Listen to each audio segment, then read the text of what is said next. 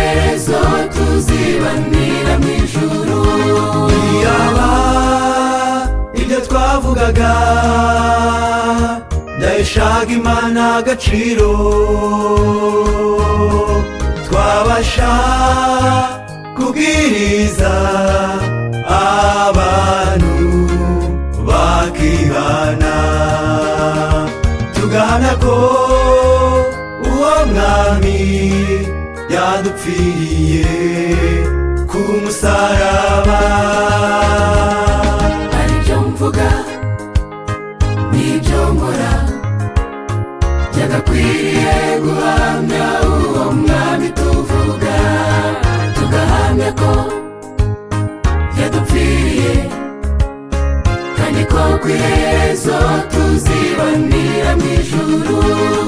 Aribyo mvuga n'ibyo nkora byagakwiriye guhamya uwo mwami tuvuga, tugahamya ko yadupfiriye kandi ko ku iherezo tuzibanira mu ijuru.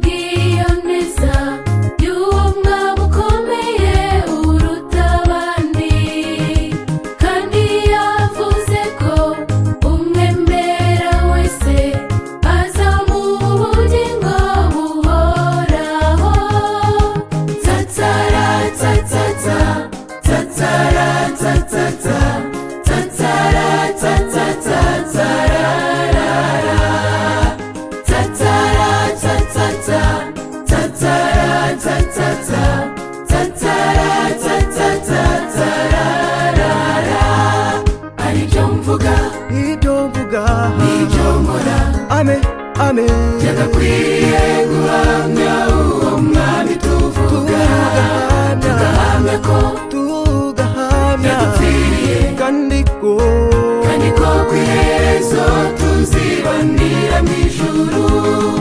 Aribyo mvuga n'ibyo nkora byagakwiriye guhamya uwo mwami tuvuga, tugahamya ko yadupfiriye kandi ko ku iherezo tuzibanira mu ijuru.